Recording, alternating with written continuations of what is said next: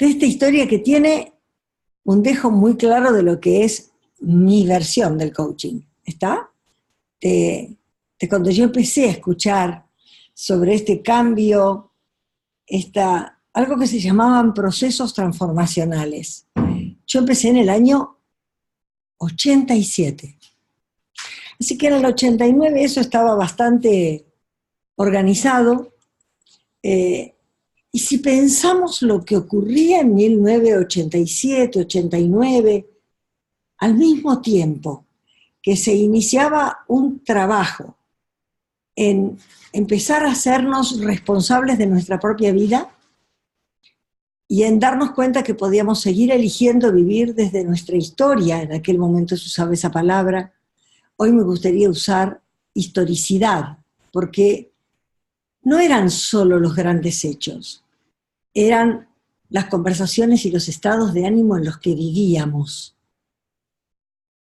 y que obviamente deben haber construido esos grandes hechos. Y si nosotros no contribuimos, empezar en este momento a tomar conciencia que, tal como dice uno de mis maestros, la electricidad no la inventó Dios, pero el muro de Berlín tampoco, y el internet tampoco, y el futuro tiene mucho, mucho que ver con decisiones de los seres humanos.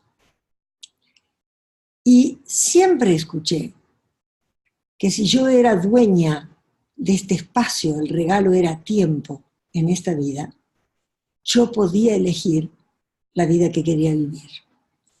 Y les digo esto no desde el coaching, sino desde estos primeros atisbos que bajo la influencia heideggeriana había tomado Werner Erhard y había empezado en unas conversaciones muy lejanas al coaching, pero que tenían que ver con traer la palabra responsabilidad como declaración de realidad, de relación con lo que ocurría, y empezar a orientar nuestra vida hacia tomar las decisiones no por lo que estaba bien o mal, sino empezar a tomar las decisiones para crear el futuro, la vida, el mundo que nosotros queríamos. Y mientras aparece semejante poder de empoderamiento en el mundo, al mismo tiempo cae el muro de Berlín, algo que fue inesperado, como tal vez hoy sea un día también histórico, porque caiga un muro en Venezuela, que si bien no es de cemento, es de temor, es de odios, y ha sembrado la pobreza y la angustia en tanta gente. También en el 89 el presidente de los Estados Unidos era George Bush. Y algunos datos que encontré sobre estas fechas en donde aparecía este atisbo, salían los primeros CDs, esos que hoy me parece que ya no conseguimos más. Bueno, y la gran novedad del Discman, con la cual uno podía salir a la calle y escuchar música aún mientras caminaba. También fue la época en la que apareció la primer MacBook y la primer consola de Nintendo. En el año 91 tengo el honor de conocer a Jim Selman, que fue uno de mis primeros maestros, y que me empezó a mostrar cómo esto se entraba a aplicar en las organizaciones. Era algo que él había hecho desde el primer momento. Y él me presenta en el año 1993 a Fernando Flores. En el año 95, y con un montón de dificultades, y así como recién decía nuestro amigo cuando me presentaba, en la Argentina empezó una persecución hacia el trabajo que nosotros hacíamos, y yo decidí cerrar esa escuela. Pero además de eso, y esto era algo gracioso, hoy me puedo reír, en el año 93 fue el primer ataque cuando dijeron, ¿cómo puede ser que una odontóloga esté haciendo psicología. Yo quería explicar que no era psicología, que era filosofía, bastante inútil lograr la explicación, y resolví el quiebre yendo a estudiar psicología. Y terminé en el año 95 la carrera. Di las materias libres, 38, y entonces en el 95 alguien dijo y publicó: no es que no sea psicóloga, lo que pasa es que es bruja por las cosas que le pasan a la gente cuando trabaja con ella. Y entonces ahí sí decidí otra vez confrontar el quiebre y dije, pues si yo soy bruja, fundemos la primera escuela de brujería. Y logré convencer a la Secretaría de Educación en Buenos Aires para armar el ICP y tener la primer carrera con título oficial en donde una Secretaría de Educación ha certificado a brujos como nosotros. Al mismo tiempo, y ya trabajando con Jim en empresas y en grandes corporaciones, habíamos estado trabajando en Canadá y en el 98 somos llamados a México. Yo llego en enero del 98 y desde ahí me enamoré del país y aquí estoy. ¿Cómo trabajábamos en coaching? Lo primero que les diría es, no había un acuerdo. El cliente no elegía el tema. Los coaches escuchábamos y cuando distinguíamos algún juicio que nos parecía importante, pues tomábamos el juicio que nos parecía importante y ahí le íbamos. Tampoco había cómo medir la sesión. Se le preguntaba al cliente, por supuesto, si estaba conforme con el resultado, pero no había otra cosa. Sin embargo, había algo que era parte del coaching, y era, el coaching no sirve para curar el pasado, no compite con la psicología, no tiene nada que ver. El coaching se orienta hacia el futuro, basado en este compromiso existencialista de que un ser humano es capaz de adaptarse a los cambios en el tiempo y al cambio en la circunstancia y aprender lo que tenga que aprender para lograr lo que quiere. Desaparece un modelo de ser humano fijo que se veía inclusive en los tests de la psicología para entrar en mirar al ser humano como posibilidad. Y que el ser humano viera sus sueños como visión, como algo alcanzable. Pero claro, no se podía lograr mirando el mundo como lo miraba, sino que había que cambiar la manera de observar, poder distinguir lo que no se distinguía, aprender lo que había que aprender, para poder entonces crear como realidad el futuro soñado. Y creo que fue en el 99 o en el 2000 a principios que aparece la ICF. Se crea la ICF en los Estados Unidos. Y se empieza a trabajar casi durante 10 años en las competencias del coaching, en esas que nosotros conocemos. Las hemos cambiado ya 2 veces y hoy tenemos claro que es el cliente el que elige, porque hemos aprendido a respetar la libertad del ser humano, que es lo que le da dignidad, porque ser libre significa que uno elige. Y si yo elijo, me respeto, y si me respeto, soy digno. Entonces, hoy hay un ritual para hacer coaching, que es tener claro qué es lo que el cliente que quiere trabajar y que lo elija, cómo se va a medir el éxito al terminar, Y hoy, que además escucho muchísimas conversaciones de coaches de muchos lados, en inglés y en español, de la ICF, les diría, sí añoro algo que hemos perdido y que sí me preocupa. Y hemos perdido el foco en el futuro a construir. Y hoy, que miro el mundo en el que vivimos, hay algunos que nos estamos haciendo una pregunta, y es, dada la velocidad de cambio que tiene el mundo, dado que ya el pensamiento lineal no está siendo usado para crear el mundo, ¿a dónde vamos como coaches si queremos seguir siendo útiles?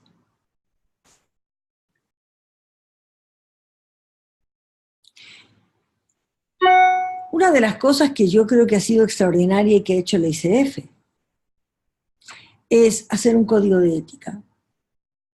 ¿Por qué? Porque cuando se define una profesión, o sea, se va a profesar algo en este mundo, toda profesión tiene un código de ética. Confucio, que vivió hace casi 2500 años y que en 500 años vivió él, vivió Buda y vivió Cristo, así que fíjense, fue una época también de una revolución importante. Confucio vivió en un momento en donde en la China había grandes luchas entre muchos grupos sociales, en donde se mataba mucha gente, donde no había respeto por la vida, donde el que era rey no sabía por cuántos días lo era. Y él dijo, la única manera de resolver esto es si nosotros entramos a educar a nuestro pueblo. Y educar para él significaba generar en la gente una buena conducta en la vida, que el Estado hiciera un buen gobierno, siendo caritativo con la gente, imponiendo la justicia y el respeto por la jerarquía. Y siempre, siempre habló de mirar a los ancestros, respetar y cuidar las tradiciones que nos hicieran recordar el orden en nuestras relaciones. Así como defendió el estudio y defendió la meditación. Por lo cual, una de las grandes cosas que trajo Confucio en aquel momento fue decir, tenemos que generar rituales, porque el ritual, cuando lo empezamos a hacer, a ejercer, nos recuerda un orden, nos obliga a estar presentes, nos trae acá y nos marca el nivel de relación con ese otro o esos otros que tenemos enfrente.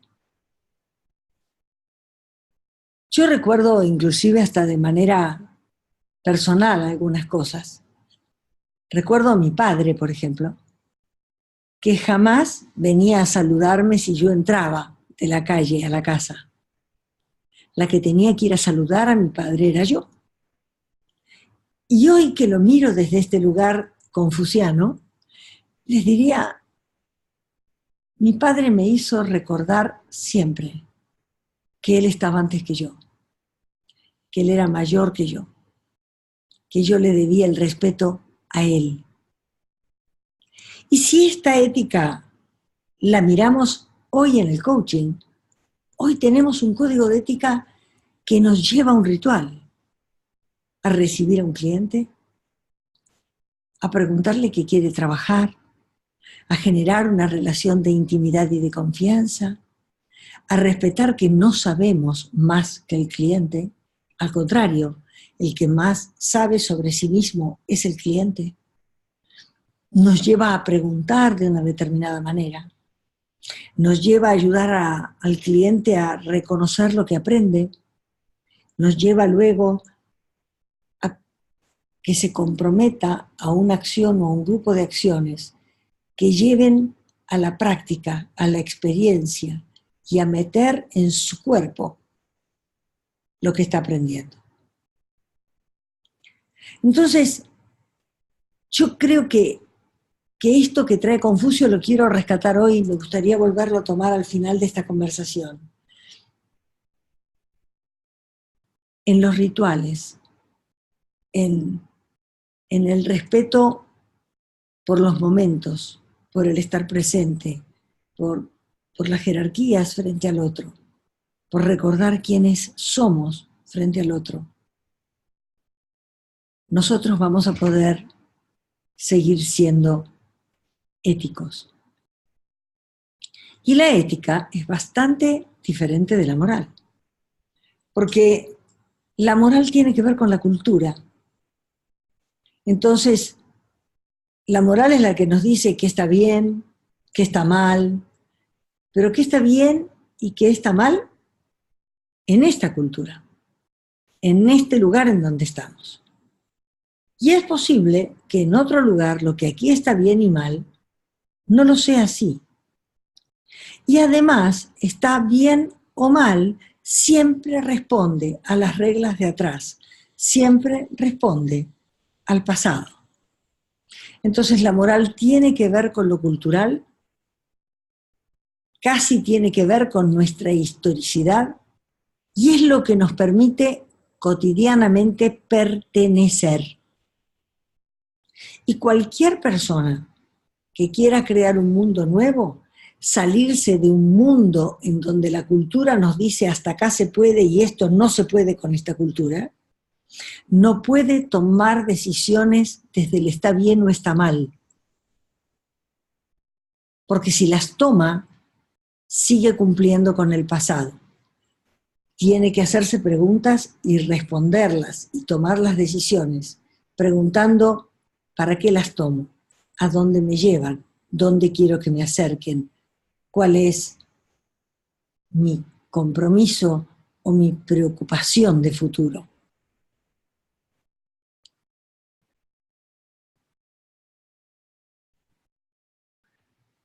Bueno, por supuesto, nosotros tenemos un código de ética hoy, un código de ética al que nosotros nos sometemos,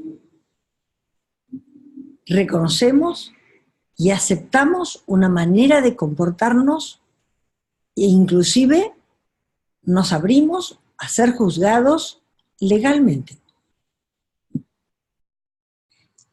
Y además decimos que si no cumplimos, estamos dispuestos a que la ICF nos responsabilice de ello y que podemos recibir sanciones como perder la titularidad dentro de la ICF o que nos quiten la credencial. Esos son los castigos a las faltas de ética. Quiero ver cómo vamos y si hay preguntas. Me avisas, por favor, porque como tengo pantalla completa, me avisas si hay preguntas, ¿no es cierto? Lenita, no tenemos preguntas, saludos. En este momento en sala tenemos 192 personas en Zoom y en Facebook Live tenemos 42 personas. Bueno, muchas gracias. Muy emocionada. Ahora, la línea del tiempo que les mostré no lo hice como un paseo personal. Les quise mostrar la velocidad que estaba tomando el mundo. Y también les dije, tal vez no había acuerdo, tal vez no le preguntábamos al cliente siquiera lo que teníamos que trabajar, lo elegíamos nosotros. Pero sí había una orientación al futuro. Entonces, una de las cosas que a mí me preocupa es que yo veo que el coaching hoy se estudia en muchísimas escuelas, que hay muchos cursos de coaching, de los buenos, de los regulares, de los malos, de los que prometen certificaciones que no existen, de los que sí certifican, en fin, hay de todo. Y mi preocupación es cuidar la profesión. Yo quisiera que esta profesión siga. Soy testigo de gente, de empresas, de artistas, que a través del coaching han logrado cosas extraordinarias. Pero no sé si el coaching como lo vemos hoy es lo que nos va a servir en 5 o 10 años. A mí me gustaría que todo el tiempo que estemos viendo esto que les quiero mostrar ahora, no se saquen de la cabeza cómo hacemos una sesión de coaching hoy. Miren, para el 2020, las grandes marcas de autos ya tienen un compromiso que es tener autos híbridos o eléctricos. ¿Sí? Entonces, vamos a observar eso y estos que ya están en la calle. Los Tesla andan así, andan solos. ¿Saben por qué está sentado el señor con las piernas, los brazos sobre las piernas frente al auto? Porque hoy es una obligación legal que haya un conductor frente al auto. Pero no es el conductor el que maneja el auto.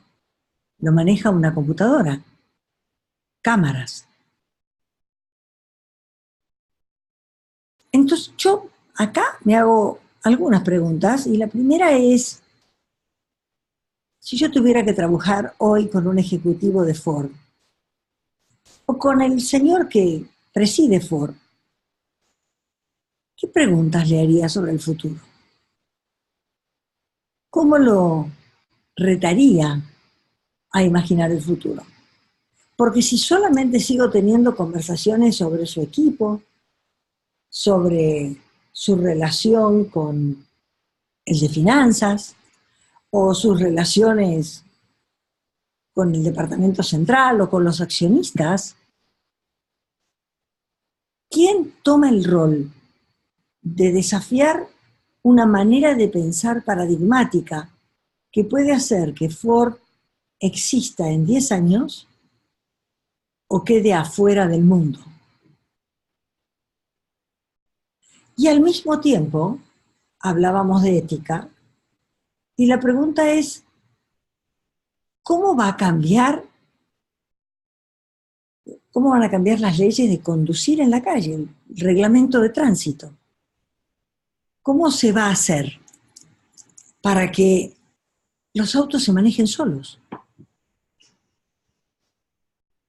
Entonces, fíjense que en la creación de mundos nuevos tenemos no solamente el dejar de pensar en forma lineal, por lo cual no es la historicidad lo que nos lleva a crear un mundo, sino que además de eso, crear un mundo, como decía Heidegger, crear un disclosive space, asistir a alguien a que genere un espacio creativo. Escuchen la palabra, espacio, porque no es la idea que aparece, sino el espacio creado antes para que esa idea pueda aparecer. Y evidentemente, también hay que pensar una nueva ética, porque nos cambió el mundo y no nos van a servir los valores ni el orden en el que vivimos hoy. Otra cosa que me tiene preocupada, inclusive como coach, es que yo veo el esfuerzo que hacemos todos por aprender a leer gestuales, por estar al día en comprender en dónde podemos leer emociones y emociones secundarias, esas que el cliente oculta detrás de las primarias. Hoy ya están en prueba maneras de reclutar ejecutivos de empresas por un robot y se nos leen 67 músculos faciales que frente a las preguntas pescan los mínimos movimientos y dan una información sobre cómo le sentó la pregunta al que está escuchando. Entonces me pregunto, si eso es lo que yo sé hacer, pero sale más barato tener un robot y va a preguntar mejor que yo, porque pesca con mayor exactitud los microgestos, ¿cuál va a ser mi lugar? ¿Qué mundo pequeño veo cuando solamente entro en este tipo de lecturas y no entro a desafiar una manera de mirar el mundo? Este video que les muestro pertenece a la Universidad de los Andes. La Universidad de los Andes desarrolló ya un software que hace esto. También hay otro software desarrollado así en Estados Unidos, en este momento. Entonces, ¿qué valor vamos a agregar como coaches en este contexto? ¿Cuál es la diferencia que vamos a aportar?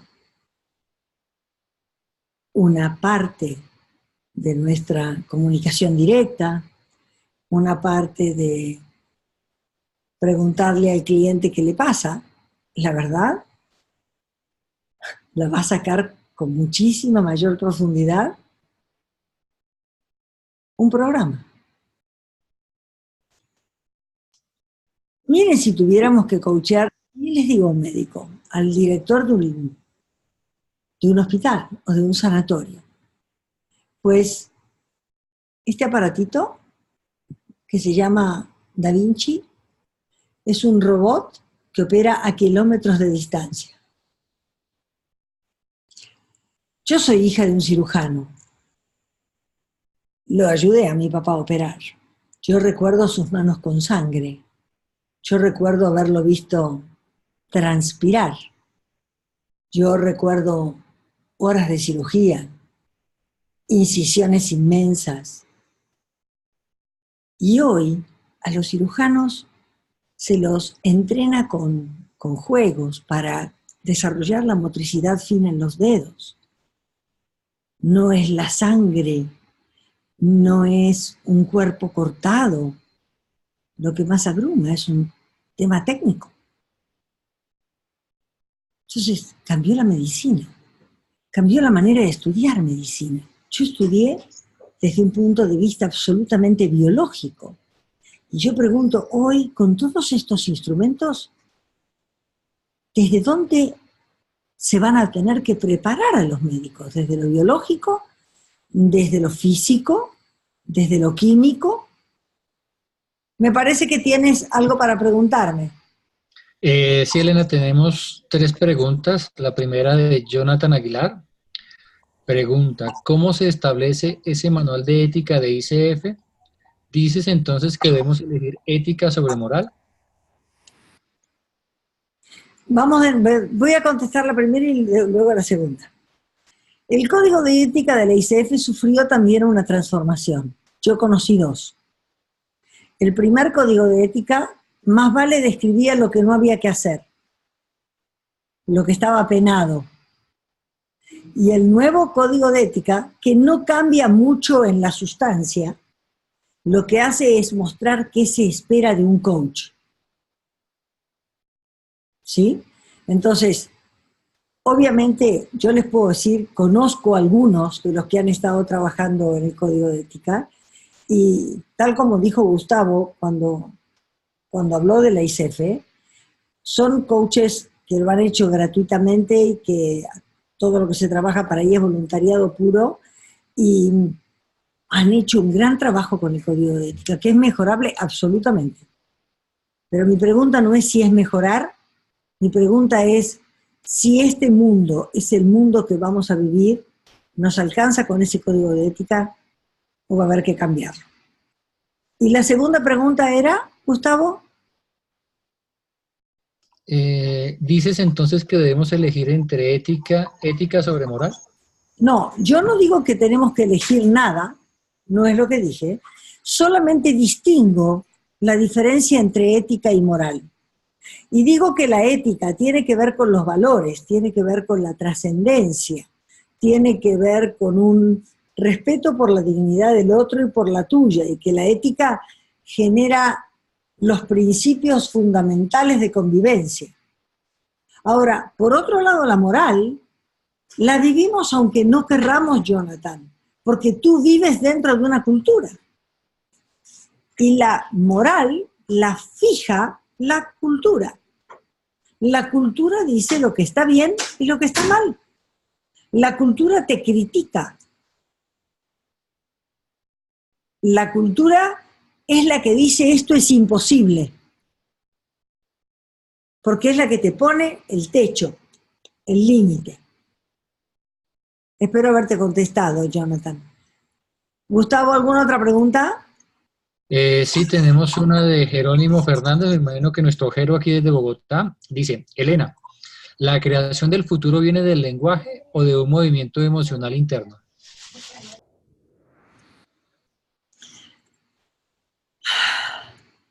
Mira, los movimientos emocionales internos, yo no sé qué está primero, si el huevo o la gallina, ¿no? Y creo que es muy difícil que nosotros podamos definirnos a nosotros mismos, ¿sí? Puedo contarte que hay evoluciones en la teoría. Cuando yo empecé en el año 93 a estudiar sobre esto, la emoción se la miraba medio con carita de asco, porque decíamos que la emoción era producto del juicio que te producía aquello que estabas observando, ¿no? El ejemplo que siempre pongo es frente a un, no sé, te dicen que se escapó un león del zoológico, que cuidado con el león, y por supuesto que si tú vas a ver el león te vas a pegar un susto soberano. Ahora, si además de decirte eso te dicen, mire, si alguien ve el león que se escapó, tiene que mandar un WhatsApp urgente a esta dirección diciendo dónde está, le damos $1.000.000, yo creo que además del susto vas a estar muy feliz. Entonces sí creo que es cierto que está agregado el tipo de observador que eres a la calidad de emoción que estás viviendo. Entonces la emoción tiene que ver con tu juicio sobre lo que observas, ¿sí? Si nace primero la emoción o el juicio, no sé decírtelo. Yo no tengo una verdad, porque hay neurólogos que dicen una teoría y luego dicen la otra. O sea, vas a leer las dos versiones. La historia es que sí, es cierto, que la emoción está unida a una manera de mirar el mundo. Y también me gustaría que entiendas algo que hoy es crucial, y es la diferencia entre emoción y estado de ánimo. Porque las emociones son momentáneas, surgen frente a algo que ocurre y tú puedes relacionarlo. Tú puedes decir, estoy triste porque murió mi perrito. Pero los estados de ánimo son biológicos, son mucho más sutiles, tienen una composición emocional mucho más compleja. Yo creo, y esto es uno de los estudios que hice cuando publiqué mi libro, que en los estados de ánimo básicos de Occidente está el miedo como base, y nuestra manera de enfrentar ese miedo ha sido generando control, ¿no? Y la manera en la cual puedo decirte esto que te digo, y no es la verdad, es mi posición, es que tú sabes que cuando el hombre generó el lenguaje y empezó a utilizar sonidos que significaban ideas, fíjate que hay animales que tienen lenguaje, pero el lenguaje de los animales es básico, mientras que nosotros podemos hablar de las cosas que no son tangibles, como la libertad, como la democracia, como el internet, ¿no? Entonces, cuando el hombre empezó a hablar, y me adhiero aquí a la teoría francesa, dicen que la primera palabra no fue una palabra y fue un gesto, y el gesto fue señalar así tú. Y en el mismo momento que dijo tú, rompió un espíritu de manada y se quedó afuera de los demás. Tú no eres yo. Y también esta tierra es mía y no es tuya. Y la oveja es mía y el lobo es malo porque se come a mi oveja, por lo cual yo tengo que matar al lobo. ¿Sí? Entonces nosotros tenemos una construcción lingüística del mundo. Claro que la tenemos. Y eso también nos despierta un montón de estados de ánimo, pero muchos de esos estados de ánimo son aprendidos, son copiados, son maneras de mirar el mundo que hemos heredado de nuestros padres, abuelos, bisabuelos, tatarabuelos, 62.000 o 72.000 años atrás. Y si no nos ponemos a pensar hoy en cómo vemos el mundo y en qué estado de ánimo nos pone, no nos damos cuenta que lo más importante de los estados de ánimo para nosotros como coaches es que el estado de ánimo es lo que regula tu relación con el futuro. Y de eso vamos a hablar dentro de un ratito. Espero haberte contestado. Por favor, si no, vuelves a preguntar. Por favor. Gustavo, ¿vamos bien? ¿Más preguntas? Voy revisando por acá. Dice Pilar Forero, ¿el juicio lo podrías asimilar a pensamientos? Pues claro, claro. E inclusive, Pilar, me gustaría desafiarte algo más. Yo creo que nosotros creemos que pensamos. No sé si a alguien le pasó que puso la cabeza en la almohada a la noche y empieza la cabeza a darle vueltas y genera una conversación y uno conversa con uno mismo y se le ocurre todo lo que va a decir y lo que el otro va a decir y después dice no, por aquí no y cambia y vuelve a armar otra conversación. Una de las cosas que la cultura hace es que la cultura genera el marco desde el cual pensamos. Por lo cual, nosotros elegimos dentro del marco la conversación. Lo que no nos damos cuenta es que el marco es el límite a cualquier otro proceso imaginativo. Entonces, la cultura, los juicios, y los juicios los heredamos. Flores dice menos románticamente que yo elegí, en vez de decir yo elegí nacer, Flores dice, hemos sido arrojados a un mundo que ya estaba funcionando. Y si no comprábamos los juicios y la manera de mirar el mundo, la verdad es que nos hubiera costado un poquitito más vivir en casa de mamá y papá e ir a la escuela. Hay ejemplos casi vulgares y tontos. No sé si te pasa, Pilar, que tú a la hora del mediodía tienes hambre y te sientas a comer, pero también alguna vez te debes haber sentado al mediodía sin hambre a comer porque era la hora. Pues somos los únicos mamíferos que comemos 4 veces por día. Imagínate un diálogo entre 2 leones diciendo, si no salimos ahora a buscar la comida, se nos va a hacer tarde y después va a llegar la hora del té y se nos van a juntar 2 comidas. Entonces nosotros hemos armado un mundo, esto que se llama disclosive space, para dentro del cual vivir y donde están las reglas con las cuales se piensa el mundo y se vive ese mundo. Salirnos solos del espacio cultural, salirnos sin que alguien externo nos haga preguntas que nos sacudan lo que nosotros creemos que es de una determinada manera, no es fácil. ¿Lo podemos hacer solos? Sí, alguna vez salió. Pero esa es la función de un coach. Y ahí también tengo algo para decir. Es increíble cómo muchos coaches buscan resolver un tema dentro de la conversación con el cliente. Resolver, no desafiar la manera de mirar lo que ocurre, confundiendo lo que ocurre con un problema. Y en vez de entender que lo que ocurre, este observador lo ve como un problema, porque tiene una manera de mirar o porque esperaba otra cosa. Pero si hay algo sobre lo que no tenemos control, es sobre las circunstancias. Tampoco tenemos control sobre los otros. Así que el pensar es cultural. Nos piensa a nosotros.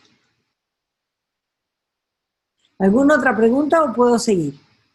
Tenemos varias, pero te propongo que hagamos la última y avanzamos con el tema.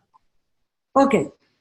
Este espectador anónimo dice, escuchándote, me pregunto, en cuanto al código de ética de la ICF y el perfil de competencias con las tendencias del futuro, ¿de qué forma vamos a responder los coaches a las necesidades en este momento, teniendo en cuenta las diferencias culturales? Brillante. Si me dejas un ratito más, te lo voy a mostrar en la conferencia. Por lo menos en este diálogo. Dame un ratito. No solamente vamos a mirar la parte de cultura, sino nuestra función como coaches. Porque aquí queda un agujero abierto. Y es quienes queremos ser frente a la gente que esta gente está creando este mundo. Miren esto. La tecnología hoy, el software equipara a un ciego que puede jugar bowling y invocarlo. Puede equiparar a un sordo. Puede equiparar a alguien que no tenga la motricidad para poder escribir. Entonces, ¿qué barreras se rompen? ¿Cómo va a ser la educación? ¿Qué vamos a entender por educación?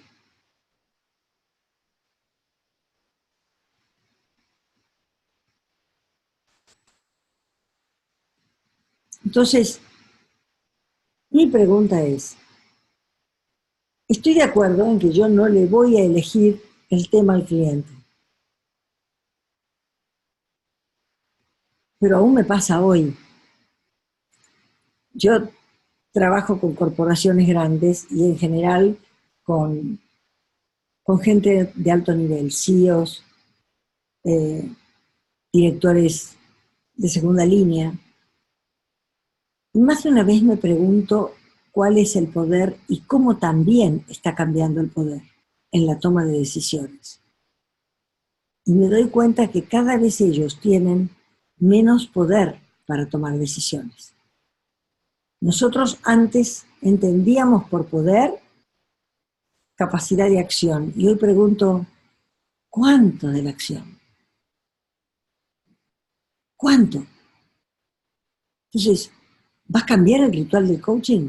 ¿Vamos a tener que hacerle algunas preguntas sobre el futuro? ¿Va a alcanzar solamente con competencias? Porque las competencias generan saber hacer. Y yo pregunto, ¿cómo empezamos a desarrollar sensibilidades para darnos cuenta de que hay algo que está emergiendo, algo que está cambiando y que el impacto de eso puede dar vuelta el mundo y generar una disrupción y dejarnos afuera? Entonces, si yo trabajo con una empresa y una de las grandes, la verdad es que me pregunto dónde va a estar esta empresa en 10 años. Cuando además el futuro no es explícito, no es algo que esté hablando todo el mundo. Y lo veo en las empresas grandes porque parecen paquidérmicas cuando se mueven, y en cambio veo que todo el gran proceso de disrupción lo están haciendo chicos jóvenes en empresas muy pequeñas, startups en general, que buscan dinero de gente que lo solvente. Y bueno, este es uno de los fenómenos de Google. Google da mucho dinero para startups. Y no le importa si lo pierde, porque no salió. Porque él dice que con que le salga uno de 10 o 20, ya está hecho. Entonces, si se fijan, también hay un cambio trascendente en la relación con el aprender y en la relación con el error. Entonces nosotros con Flores, y esto es algo que hacemos en el Billón, y estamos en exploración, estamos trabajando no sobre las competencias, estamos trabajando sobre las sensibilidades que tendríamos que empezar a desarrollar y hacernos cargo para poder vivir en un mundo que no vamos a poder controlar, que la velocidad de cambio nos tiene asombrados. Ya empezó, pero el nivel de aceleración es cada vez mayor. Entonces, no va a alcanzar con lo que sabemos. Vamos a tener que cambiar y poner el centro en que yo no soy lo que sé. Y empezar a cambiar algunos juicios sobre confianza, comprendiendo que la autoconfianza es un juicio que yo hago sobre el pasado. Si siempre pude, ¿por qué no voy a poder? Y como la incertidumbre nos da miedo, y les conté que el remedio que nosotros encontramos para la incertidumbre y el miedo fue el control, cuando el ser humano se separó de lo que no pudo controlar, se separó y se quedó solo mirando la lluvia, mirando el viento, mirando el agua, mirando a otros animales como nosotros, tuvimos miedo. ¿Y qué hicimos? Pues inventamos algunos dioses, como el dios del agua, el dios de la montaña, a los que se le empezó a adorar, a amar. ¿A amar o a tratar de controlar?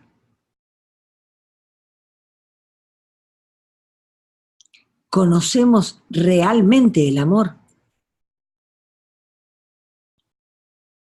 No sé. Porque el amor es la plena aceptación del otro. Es la plena aceptación de lo que es. Y si nosotros queremos controlar, no estamos aceptando lo que es. Entonces, creo que acá hay un entrenamiento. Y digo, no es cuestión de leer. Es cuestión de poner el cuerpo. Es cuestión de empezar a vivir la incertidumbre.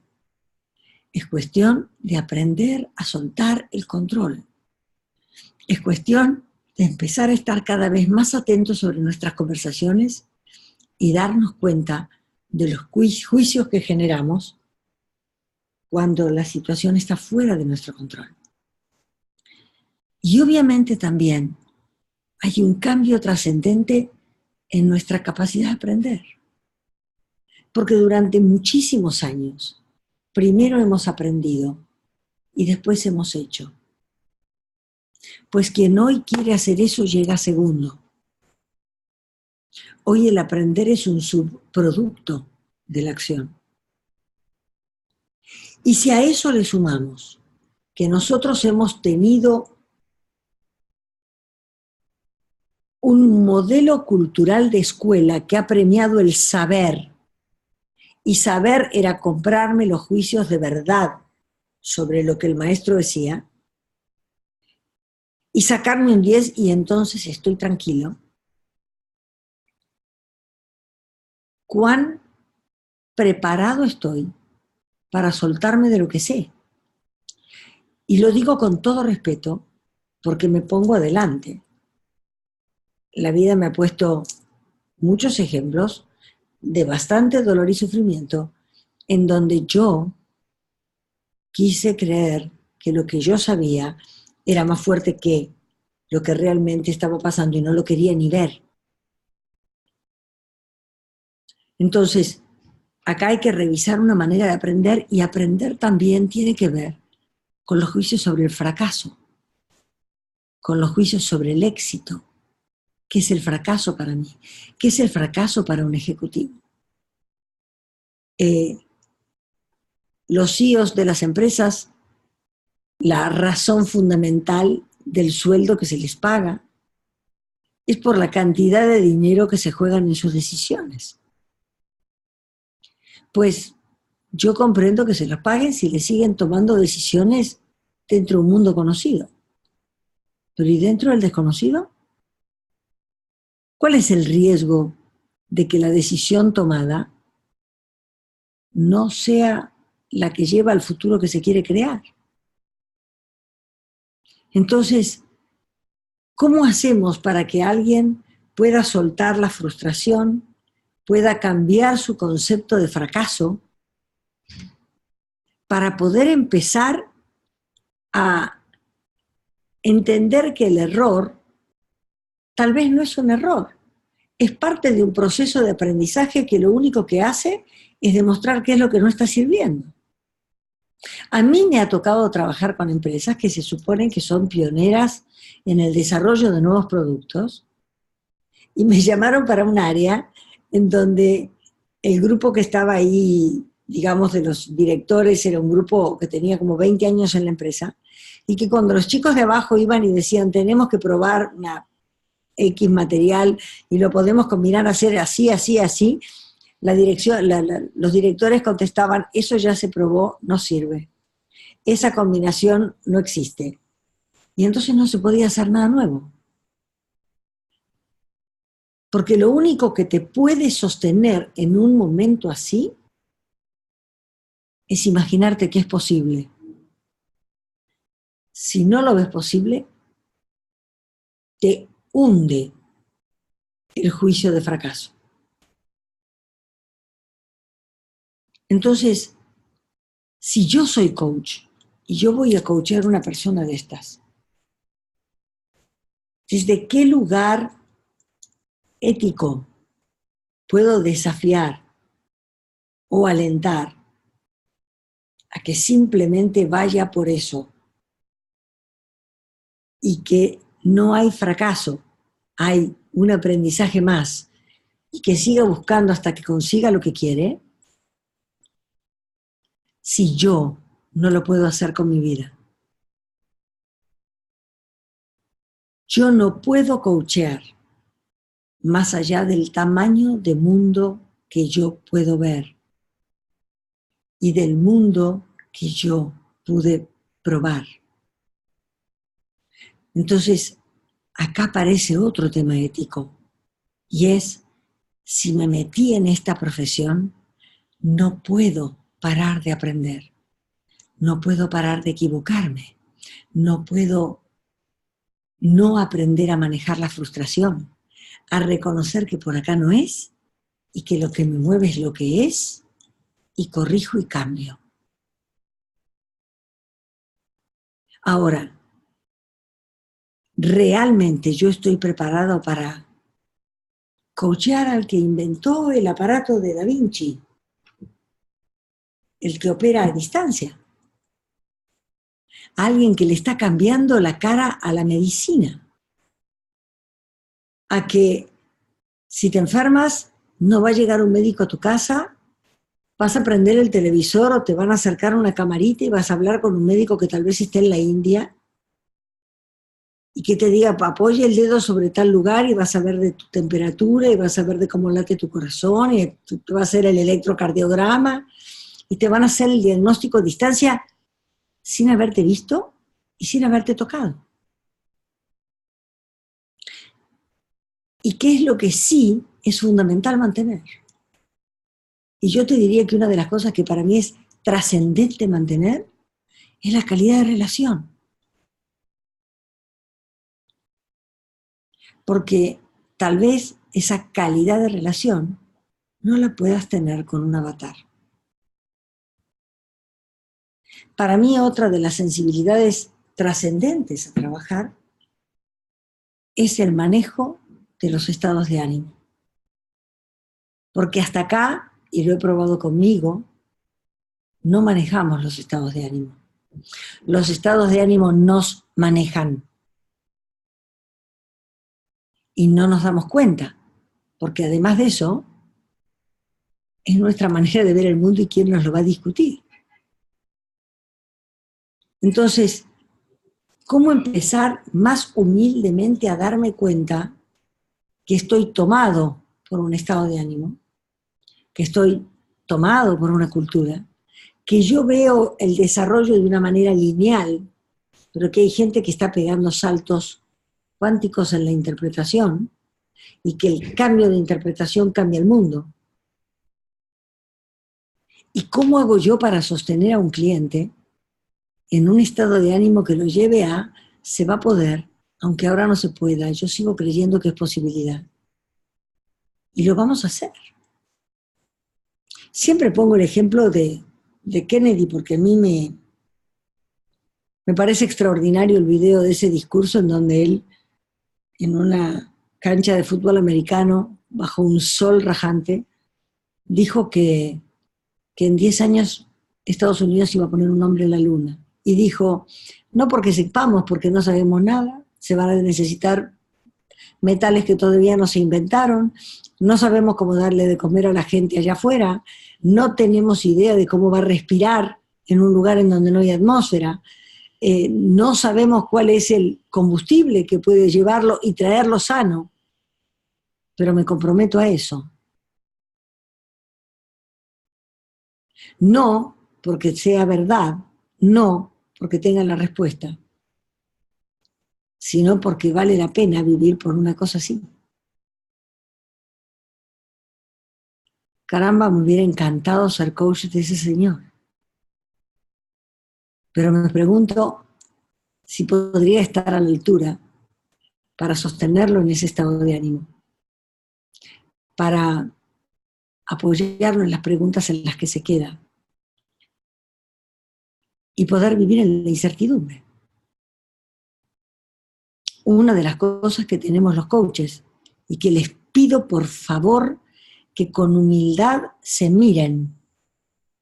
Cada vez que aparece una pregunta que me saca de mi pensamiento cotidiano, yo busco una respuesta rápida para quedarme tranquila.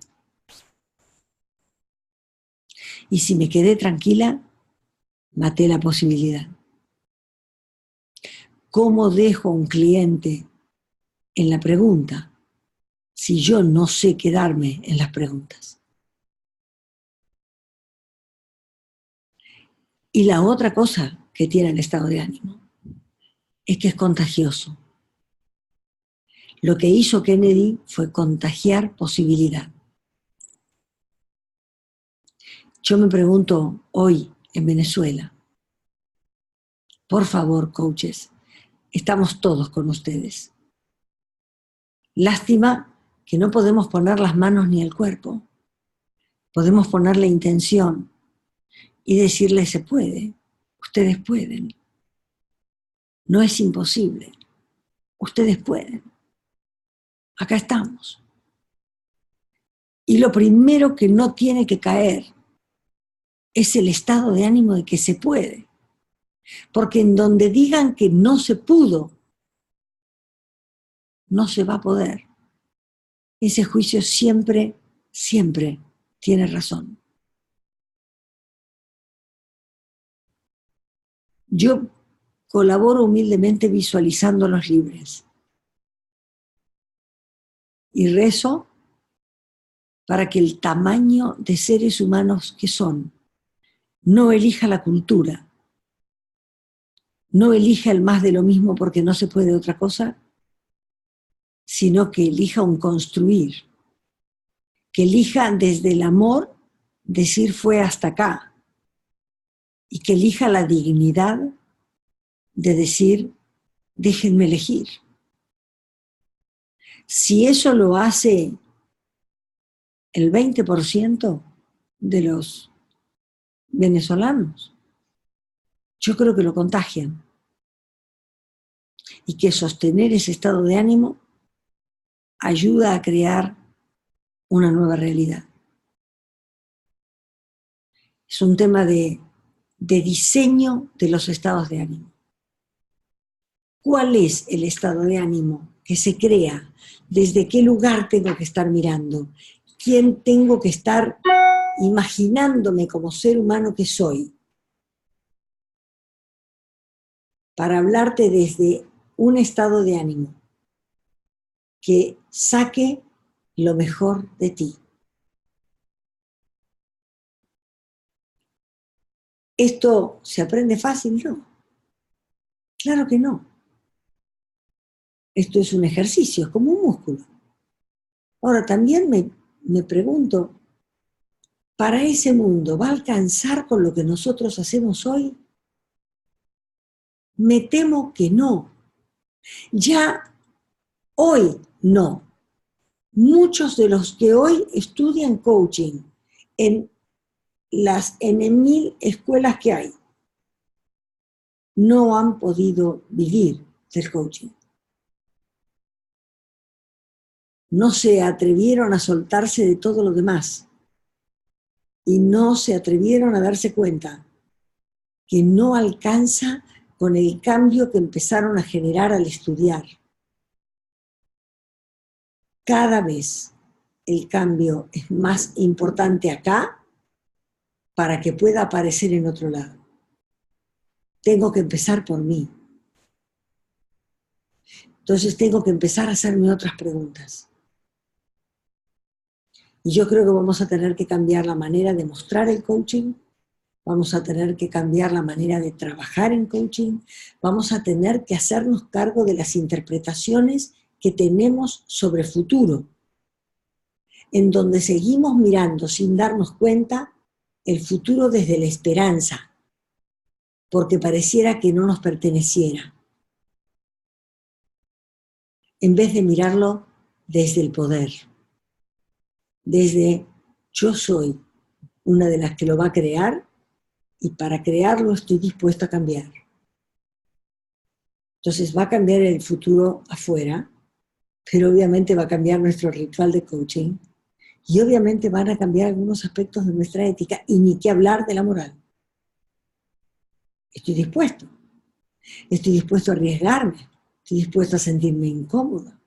Estoy dispuesto a estar hablando de esto y decirles a ustedes, entonces estas son las sensibilidades, Elena. No, no sé, creo que por ahí vamos, pero seguimos investigando. Y seguimos investigando con los que vienen.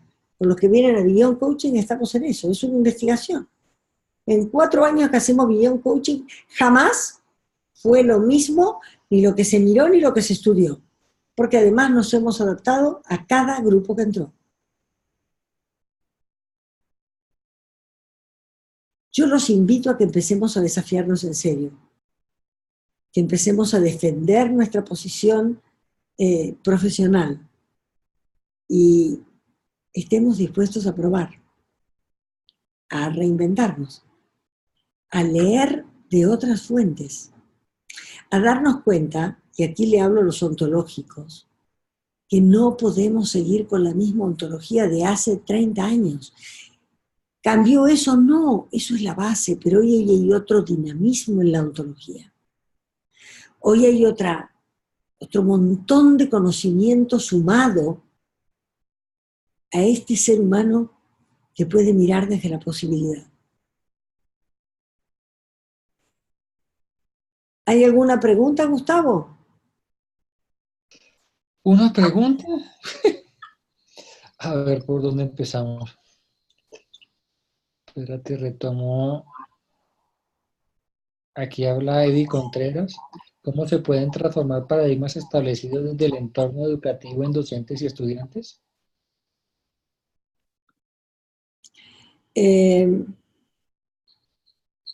Mira, Edith, yo no tengo una respuesta clara. Creo que las respuestas del cómo parten de la base de que ya hay un modelo. Yo te desafío a que empieces a diseñarlo, a que te hagas preguntas, como por ejemplo, ¿qué van a necesitar los niños que hoy empiezan la escuela para que en 20 años sean exitosos en el mundo que les va a tocar vivir?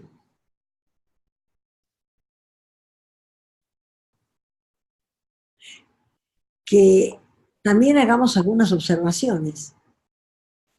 Hace 20 años o 21 años, que mi hijo empezó el colegio aquí en México, les contó a los maestros lo que yo hacía. Entonces, en uno de los encuentros entre padres y docentes, me pidieron que diera una conferencia. Y justo antes de la mía, habla la profesora de computación y dice, les pido por favor a los padres, no les enseñen a sus hijos a usar la computadora y los programas, porque después se me aburren en clase y yo tengo muchísimos problemas de conducta. Yo cuando me paré, fui muy honesta y le dije, mira, si hay algo que te puedo dejar tranquila, es que yo no le enseño nada, mi hijo me enseña a mí. Y tenemos que entender que aprender es una habilidad natural del ser humano y no depende del maestro. Y que tal vez parte de la dignidad tiene que ver con dejar que ellos elijan lo que quieren aprender y cómo lo quieren aprender. Hemos puesto un gran acento en el enseñar, no en el aprender. Tal vez por ahí haya una punta. Yo veo que hoy a los maestros se les dan cursos muy buenos, creo que ya es una evolución, en donde les enseñan de emoción, de cuerpo, les enseñan las distinciones lingüísticas, el mundo que describe, el mundo de la acción, las declaraciones y la creación de mundos. Sí, pero eso solo no alcanza, me parece. Creo que tenemos que entrar en otro tipo de preguntas, que no las tengo y que te invito a que te las hagas. Dime, Gustavo, ¿hay algo más? Como 20 preguntas, pero bueno, vamos pasando los 200 asistentes aquí en plataforma Zoom. Pregunta María Cecilia Nava. Si es así, ¿cómo es esta relación? ¿Por qué la cultura es entendida como la segunda naturaleza por algunos filósofos? Es claro, corazón, porque tú vives en una cultura y querer vivir fuera de la cultura es que te tomen de loco. La cultura saca a los que no piensan como se piensa en la cultura. Así que cuando tú quieres cambiar una cultura, lo primero que tienes que hacer es tratar de mostrarle la posibilidad a los demás, para que haya muchos que se salgan contigo. Pero si no, la cultura gana, la cultura te vuelve a comer. La razón de la cultura es que nada cambie, porque es lo que nos permite tener el control de lo que sucede. Sí, ¿qué más? Pregunta Jonathan Aguilar. ¿Cómo entrar en esa apuesta de pensarse el futuro sin entrar en la desesperación y el desencanto de vivir y disfrutar el momento presente? Es hermosa tu pregunta. Mira, ni el desencanto ni la frustración son una obligación, son solo un estado de ánimo. Y fíjate que te aparece cuando tú tienes que relacionarte con lo que no sabes. Y yo no te conocí antes, pero creo que le puedes preguntar a tu mamá. Si alguna vez cuando te caíste, cuando empezabas a caminar, te encontró llorando en el suelo y diciendo, nunca más voy a caminar, ¿qué vas a pensar de mí? No sé caminar, no lo voy a lograr jamás. ¿Sí? Sin embargo, has hecho un aprendizaje que te llevó a hacer cosas increíbles. Nadie nos pudo enseñar a caminar, nadie nos pudo enseñar a hablar. Y hoy lo hacemos, hoy lo haces. Así que tú sabes vivir en ese mundo. Y tú sabes insistir hasta que lo consigas. Tienes que ver esto.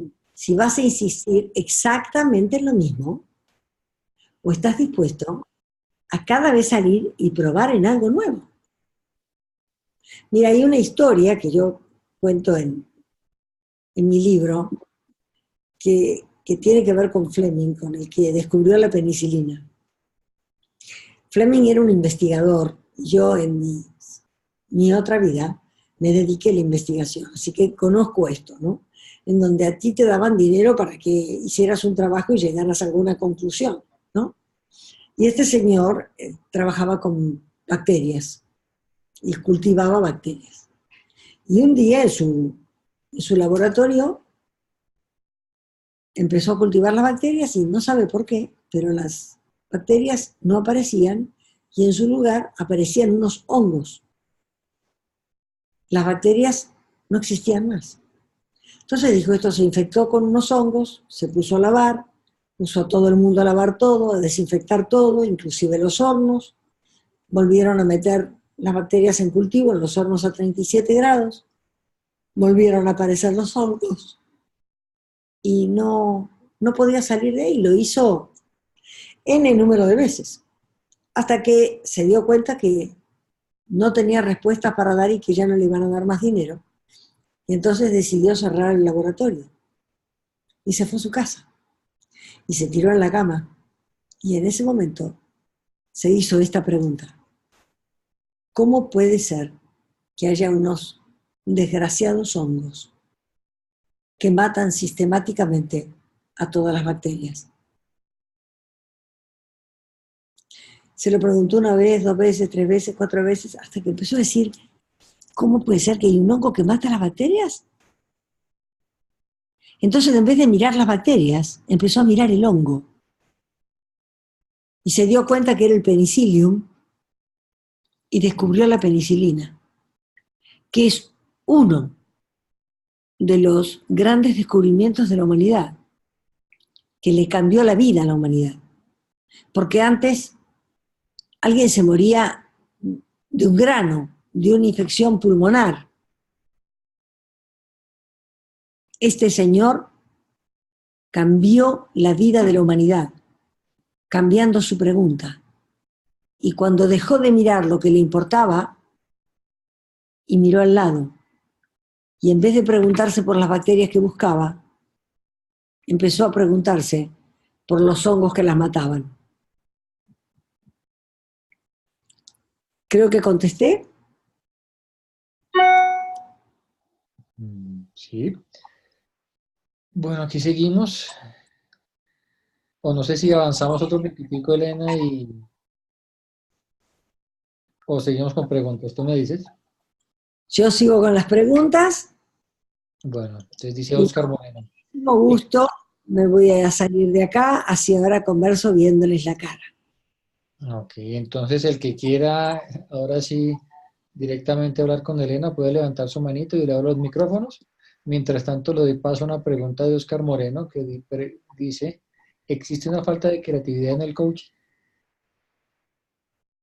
Yo creo que hoy sí. Y en las muchas conversaciones que escucho, te diría, me da pena, porque además nos hicimos la trampa perfecta. Las competencias están, la creación de futuro no. No. Y a veces vemos cómo revuelven en la emoción, porque nos parece que es importante. A veces veo cómo cuando estamos buscando definir el tema que el cliente quiere trabajar, parece que no supiéramos qué preguntas se tienen, entonces le dijimos, me pareció que habías torcido la nariz hacia la derecha, ¿y eso qué significa para ti? ¿Y qué sentiste en ese momento? Caramba, ese es el momento es el momento de preguntarle por qué qué hace que traigas este tema a la sesión. ¿Cómo querrías vivir? ¿Qué quieres crear adelante? Sí. Tengo una pregunta de Ariel, de Argentina. Reinventarnos. ¿Es desafiar las 11 competencias de la ICF para adaptarlas? ¿Significa actuar fuera de las 11 competencias o limitarse a reinventarse dentro de las competencias? Cómo reinventarnos si tenemos que actuar dentro de las competencias? Mira, lo primero que te quiero decir es que tu pregunta es una pregunta de ¿me quedo en el paradigma o me muevo del paradigma de que estoy hasta acá? Yo no hablo de no respetar las competencias. Hablo de, y si además de competencias fueran necesarias sensibilidades, si además de competencias, en vez de crear relaciones transaccionales, empezamos a generar relaciones realmente basadas en el amor, en la intimidad, en la confianza, en el desarrollo de estos disclosive spaces en donde el coach se haga cargo de que no tiene ni la más pálida idea de lo que se puede construir, ni de qué emociones o estados de ánimo van a aparecer, pero puede estar en confianza al lado de alguien, sosteniendo el espacio. Entonces yo no pienso en el esto o esto, porque ese es el pensamiento paradigmático. Quiero pensar en evolución, quiero pensar en qué me falta como ser humano, no en el hacer, en quién soy, en mi manera de escuchar. Creemos los coaches que tenemos desarrollada la escucha generosa. Yo creo que no, yo dudo de la mía. A mí me ha tocado trabajar con tribus indígenas en el África, en México, en Argentina. Y apenas pude escuchar en algún momento y después de un tiempo algo absolutamente diferente que no había podido escuchar hasta ahí. Yo creo que si no podemos saltar esa escucha, no vamos a poder llegar a comprender en profundidad dónde está el otro, qué sueña el otro, qué lo conmueve. Yo, acuerdo con Flores, quisiera empezar a bajarle el peso a la palabra compromiso, que tiene medio como obligación, y empezar a entender que a los humanos nos mueven emociones, nos mueven estados de ánimo, nos mueven cosas que nos importan. Y que si nosotros preguntáramos eso, ayudaríamos muchísimo más a nuestro cliente. ¿Qué más? Marcela Bermúdez levantó la mano. Si quieres, abres tu micrófono, Marcela, para que puedas preguntarle directamente a Helena.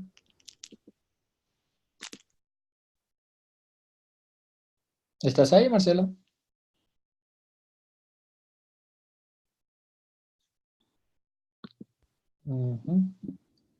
Bueno, mientras... Oscar, ¿nos escuchas? Oscar Moreno. Oscar. Hola, hola, hola. Sí. Te escuchamos, Oscar, adelante.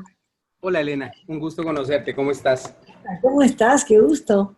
Gracias, lo mismo. Mira, yo tuve la oportunidad de participar en un diplomado que diseñó una universidad aquí en Colombia, en Cartagena. Y digamos que me preparé bastante para poderlo dar, ¿cierto? Y mi módulo hablaba de las competencias, las herramientas de coaching aplicadas a la educación. Y pensando en lo que dijiste hace un rato, siento que ese es el gran dilema hoy por hoy. La preparación que tienen hoy por hoy los diferentes niveles culturales en el mundo son tan diversos y tan preparados en competencias en algunos casos que ya van formando personas que tienen unos altísimos estándares y hay unos niveles clásicos de educación que de pronto no han llegado allá. Basado en eso, siento que lo que debe empezar a cambiar es nuestra percepción acerca de las competencias que deben tener las personas, los niños, los adolescentes, los adultos, y en ese orden de ideas empezar a construir unos nuevos modelos, porque ahí es donde está realmente el quid del asunto. Hoy por hoy hay una necesidad mundial de volver a lo básico, volver a lo, ya con tanta sistematización, como bien lo mencionaste hace un rato, hay que empezar a volver a crear desde el amor y volver a sensibilizar a las personas, porque de pronto las competencias hacia afuera ya están, las profesionales ya están, de pronto más avanzadas de lo que cualquiera podría imaginar, pero ¿tú qué consideras acerca de eso de volver a lo básico? Pues no sé qué es lo básico. Yo hoy me replanteo cómo mostrar el coaching. El amor. TP tiene 21 años, ¿no? Nosotros damos una formación también, Coaching Power. Y si hay algo que trabajo con mi socia, con Adriana, constantemente nos preguntamos, ¿qué vamos a enseñar? Porque de golpe de enseñar competencias, ¿sabes qué me hiciste acordar? Mira, cuando yo estudié odontología, mi primer carrera, yo supe teóricamente un montón de cosas. También tuve pacientes, lo agradezco mucho. Pero cuando por primera vez abrí la puerta del consultorio y un paciente abrió la boca, yo lo único que rogaba era saber mirar. Y como era tal mi susto, primero quería mirar si había tumor, ¿tal? Ni siquiera caries, porque no había tenido esa experiencia y me recibí de psicóloga sin haber escuchado a nadie. Y creo que nosotros estamos formando coaches a partir de esto, de así como un dentista sabía tallar una cavidad para poner tapar un agujero de una caries, ¿está? O hacer una prótesis, y lo trabajábamos mucho afuera. Creo que los coaches practicamos las competencias y no nos damos cuenta de cuál es el tamaño del mundo que tiene nuestro cliente. Y si yo tengo acceso a ese mundo, si yo puedo mirar ese mundo, si yo puedo desafiar su manera de mirar el mundo. Yo creo hoy que hay tanto lugar para el coaching, tanto lugar, por Dios, tanto. Cuando pienso en los temas de cultura, cuando veo, en este momento estoy en Campeche, uno de los estados de la península de Yucatán, en donde la cultura se ha protegido mucho, acá hay muchísimos indígenas, muchos mayas, por ejemplo. Yo veo que el gobierno no hace esfuerzo para presentarles, por ejemplo, las posibilidades de un crédito, los formatos escritos en su idioma, se los presenta en español. Acá hay mujeres que no los pueden leer. Y estamos queriendo traerlos a nuestro mundo. Y no estamos pudiendo escuchar su interpretación del mundo. Una de las cosas que a mí me sorprendió trabajando con mayas en esta región hace como 14 o 15 años atrás, fue una historia con una mujer, que era un grupo de ganaderas, y me acuerdo que mi hijo Eloy, que estaba trabajando conmigo, se acercó a la señora y le dijo, bueno, tú eres ganadera, sí, ¿y qué tipo de animales tienes? Pues vacas, contestó la señora. Pues, ¿cuántas vacas tienes? Y la señora lo mira y le dice, pues 3. Ya ahí lo vi a Eloy como desencajado diciendo, quiero 3 vacas, ¿no? Y entonces le pregunta, bien, ¿y cuántas vacas quieres tener el año que viene? Y la señora se empezó a reír claramente de nosotros. Era obvio que se reía de nosotros. Y cuando se cansó de reírse de nosotros, nos dijo, pues 4. Y yo le agarré la mano a Eloy para que no hablara más. Y después de reírse otro ratito, la mujer contestó, pues todos los años nace un ternero. Y lo que claramente nos quiso decir es, yo no creo en el futuro como un lugar a donde intervenir, sino que confío en la vida y la vida me va diseñando eso que va a venir. No quiero nada mejor de lo que estoy hoy.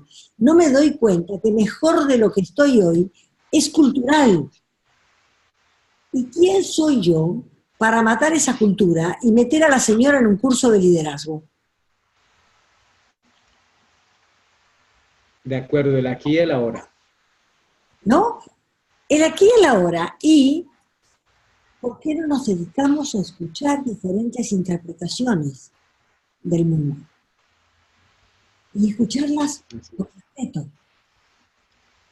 Y si hace 2000 años que viven así, como me dijo una de ellas, decir, ¿cómo aprendo de ti? Nosotros en 1000 años hicimos basura el mundo en el que estamos, lo destrozamos. ¿Está? Entonces, una de las cosas que yo te diría en la escucha es, hoy la educación transforma a todos los niños en lo más parecido que se puede. No sé si se acuerdan de la película de Pink Floyd, que entraban todos diferentes y salían todos igualitos. Eso hace la educación. Y yo no tengo respuesta, pero la pregunta es, ¿eso queremos?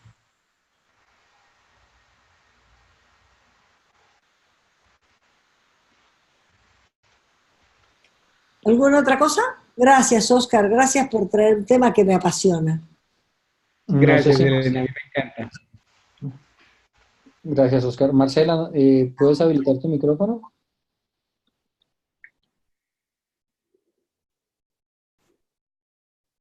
Marcela, ¿te escuchamos? Parece que tiene problemas con tu micrófono, Marcela. Si quieres escribir tu pregunta. Por este lado, te voy leyendo aquí preguntas. Acá escucho algo si estoy hablando de desarrollo espiritual. No sé, de nuevo, no quiero volverme a dividir. Yo no creo que los seres humanos seamos cuerpo, emoción, palabra, espíritu. Me parece que es una mirada cartesiana. Somos algo que tiene todo eso. Somos todo eso junto. Yo creo que la espiritualidad tiene que ver con la capacidad de trascender, con nuestra necesidad de trascender. Acerquémonos a un perrito que está muriendo, a un caballo que está muriendo. Y vamos a ver la paz con la que acepta un fin. Y nosotros, nuestro fin parece que la individualidad hubiera marcado como que es una tragedia. Entonces, la primera, yo te diría, es aceptar la finitud. La segunda es, si quiero trascender, ¿es de qué manera? ¿Dejando qué? Y a partir de ahí, si quieres ponerle el nombre de desarrollo espiritual, pues hagámoslo. ¿Algo más? Aquí Jenny Gavilio, no sé si se pronuncia, si lo pronuncio mal, pido disculpas. Dice, estoy chequeando si entendí bien. ¿Habría que cambiar el paradigma ontológico? Y si fuera así, ¿por dónde empezaría? No hablé de cambiar el paradigma ontológico, hablé de ampliarlo. Digo, y lo digo en mi constante ser alumna de Flores. Fernando Flores sigue investigando, sigue ampliando el paradigma ontológico. Hay muchas más distinciones de las que hemos aprendido. Y cuando alguien escucha que desde hace 30 años se dice lo mismo, por favor dudemos, por favor abrámonos a aprender algo más. Entendamos que ese no es nada más que el mundo. Es más grande. Y que en una de esas, este modelo ontológico también algún día deja de existir. Pero la mano del existencialismo al cual pertenece el modelo ontológico. Yo creo que hoy el existencialismo es lo que está cambiando el mundo. Hoy el existencialismo es lo que le permite a la gente creer que puede cambiar, que un país puede cambiar, que trae semejante cantidad de aprendizajes y de cambios en el mundo a la velocidad vertiginosa que estamos. Y eso es porque creemos que es posible. Entonces me parece que nos falta estudiar un poco de filosofía, también, para comprendernos mejor, sobre todo cuando hacemos de eso una profesión. ¿Algo más? La pregunta de Marcela Bermúdez: si el coaching se basa en el presente, ¿por qué preocuparnos por el futuro del coaching si vamos a responder con las necesidades del momento? ¿Estar presente en ese momento cultural? Te quiero contar algo. Y te lo digo en secreto en el oído. El futuro no existe. El futuro describe el tiempo que nunca va a llegar. El único tiempo que existe es el presente. Y si tú quieres mañana a la mañana levantarte porque te golpean la puerta y tener un delicioso desayuno en la cama, tienes que tomar la decisión hoy, hacer los pedidos hoy y vas a transformar mañana.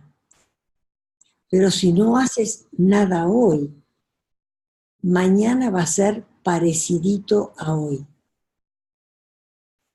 El único lugar en donde se puede crear futuro es ahora.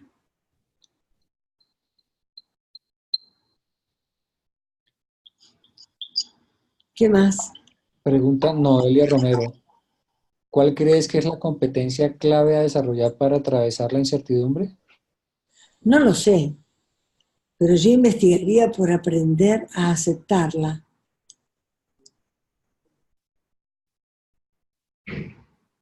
Fíjate en la desesperación que tenemos por las certezas. Queremos fijar el amor, queremos fijar la intimidad, queremos fijar lo que sabemos.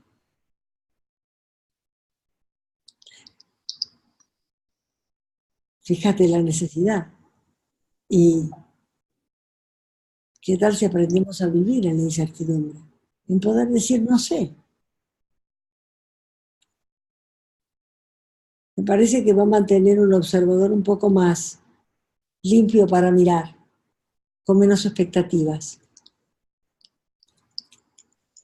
Y aquí hay otra pregunta, creo que es espectador anónimo, pero es otra persona diferente.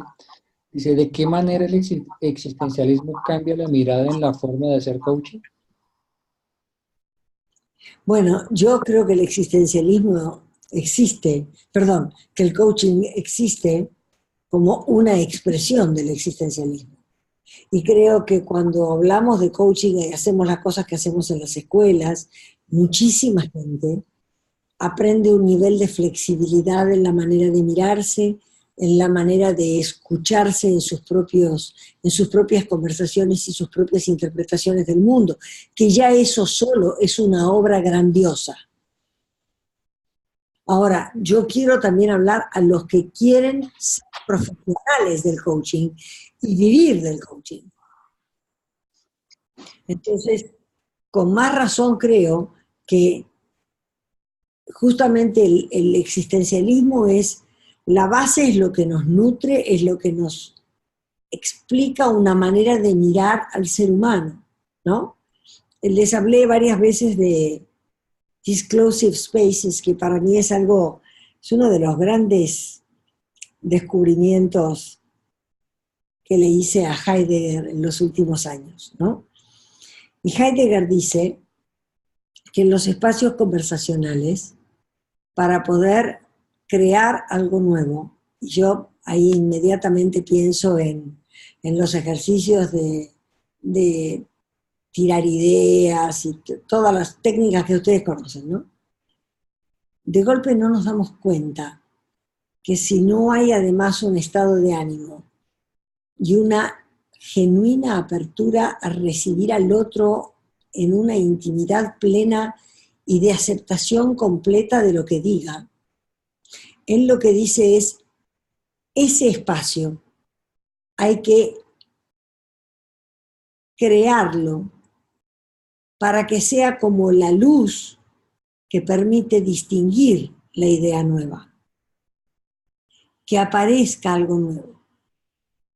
Pero si cuando yo estoy ahí, pienso en el miedo que me da no saber, pienso en el miedo que me da que el otro diga una barbaridad, o pienso en cómo voy a rebatir lo que dijo, yo achiqué el espacio y lo maté.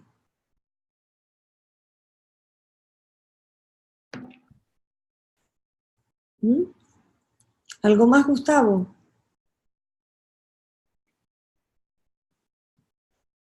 Estás aquí con el micrófono cerrado. Se nos van a quedar varias preguntas en el tintero. Voy a leer la última y miramos. Igual les tengo muy buenas noticias.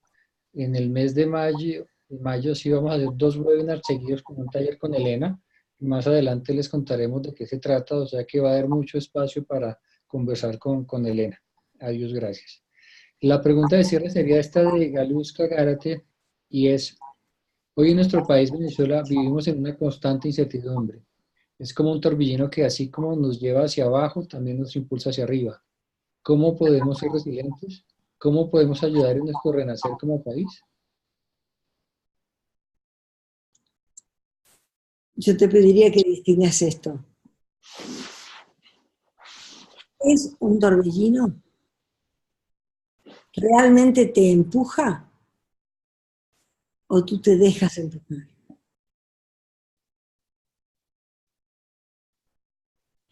Lo primero que tenemos que empezar a mirar es la metáfora desde la cual hablamos.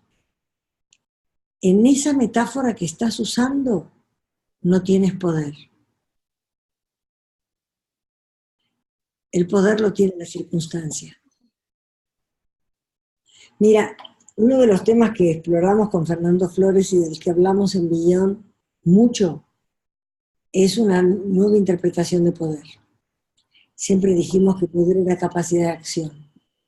Nosotros hoy estamos explorando si podemos entender poder basado en esa capacidad de acción en el mundo, pero para que esa capacidad de acción en el mundo exista, primero tiene que existir la autoestima. Y entender autoestima, no por si me quiero o no me quiero, sino ¿hay alguien en el mundo para quien yo soy útil? Si hay alguien en el mundo para quien yo soy útil y hago una diferencia, vale la pena que yo esté. La segunda variante es la autoconfianza. Y es lo que les dije. En un mundo tan cambiante, la confianza no tiene que estar en lo que sé, tiene que estar en la capacidad y la resiliencia que he tenido siempre en mi vida para lograr lo que quería lograr. Y la tercera es el autorrespeto. Cómo yo respeto mis propios valores, no me los llevo entre las patas y de esa manera creo dignidad. Cuando yo me respeto, cuando yo escucho mi panza hablar, cuando yo me paro en mis valores, puedo hablar de dignidad. Y yo creo que si hoy tú te paras en este lugar, vas a entender torbellino diferente. Y vas a decir, no me empuja. Puede ser que me quiera empujar. Puede ser que me quiera imponer. Pero este soy yo. Y si lo hacen todos, no hay manera de sostenerse. Ojalá les sirva. Elena, muchísimas gracias. Aprovechamos estos últimos minuticos que nos quedan. Está en pantalla Caterine. Caterine trabaja con Elena con el tema del billón, que es de lo que hemos venido estando hablando. No sé si ya te nos comentas un poquito de qué se trata esto. Mientras tanto, les voy recordando que quienes quieran volver a ver esta conferencia va a quedar en la página de YouTube de ICF Colombia, igual que están quedando todas las que hemos tenido esta semana. Están libres, de libre acceso, no pueden verlas en cualquier momento. O la otra forma que les agradecería también profundamente es a través del canal de ICF en Facebook, dándole compartir. De esa forma les queda disponibles en sus perfiles de Facebook y también la pueden ver en cualquier forma, pero al mismo tiempo nos ayudan a difundir este mensaje. Entonces, cualquiera de las dos formas para repetir la conversación. Kate, gracias. Bueno, Muchas gracias a ti, Gustavo. Buenas noches a todos. Mi nombre es Catherine Gómez. Tengo el privilegio de representar a Elena aquí en Colombia y quiero compartirles un poco sobre los dos programas que inician en el mes de mayo. Este programa se llama Vision Coaching por Inventando Mundos. Es un programa de Elena Espinal y el doctor Fernando Flores.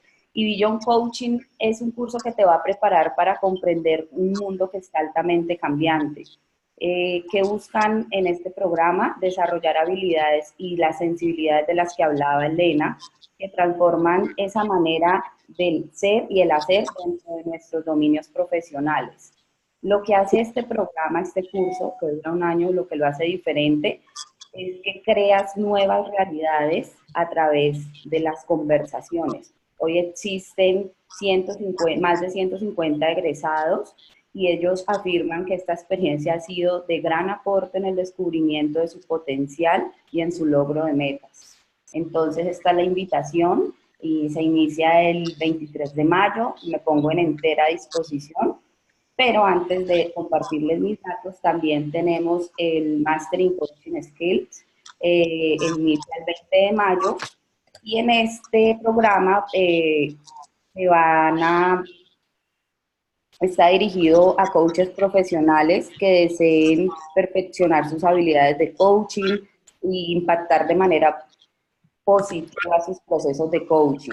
También saldrán con una carta para presentarse pues a la ICF. Aquí a continuación les comparto mis datos, me pongo en entera disposición para cualquier duda o compartirles o ahondar en estos programas. Muchas gracias por el espacio, Gustavo. Así, Kate. Bueno, el máster en sí yo doy fe. Yo lo hice hace como 2, 3 años y realmente es un proceso de cambio en la forma de ver y hacer el coaching. Y siempre agradecido por Elena con ese espacio. Elena, muchísimas gracias por estas 2 horas de compartir tanta experiencia, tanto saber.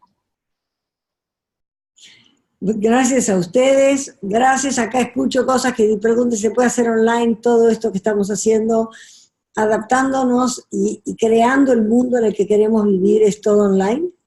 Así es que, bueno, encantada de verlos en donde sea, en el lugar del mundo o en la pantalla, nos vamos a seguir viendo. Gracias, gracias Gustavo por la oportunidad, gracias por este espacio, gracias por hacer el trabajo que estás haciendo por la ICF y por esta profesión. Y acá estoy para todos, para lo que precisen, ojalá les sirva. Mil gracias. Ok, bendiciones a todos, Elena, un abrazo enorme y nos vemos mañana. Tenemos el penúltimo día de esta jornada de la International Coaching Week. Mañana tenemos turno para Colombia, tiene turno sur de la Florida y estamos con España. Entonces les estaremos enviando la información y recuerden el día sábado también cerramos con un maestro de maestros, con Humberto Maturana. Pocas veces lo tenemos aquí por lado de ICF, lo vamos a tener el sábado a partir de las 9 de la mañana, hora de Colombia. Humberto Maturana, toda la información está en la página de ICF Colombia. Y de nuevo el pedido, ayúdenos a difundir. Ya se vieron que son conversaciones de mucho contenido, de un alto valor, de mucho crecimiento. Importante el apoyo de cada uno de ustedes compartiendo, difundiendo. Estos espacios son de libre acceso, cualquier persona puede asistir, no se requiere ser parte de la ICF, no se requiere ser coach, se requiere querer crecer, querer aprender, querer invertir un ratico en cada uno de nosotros. A todos muchísimas gracias, bendiciones, feliz noche.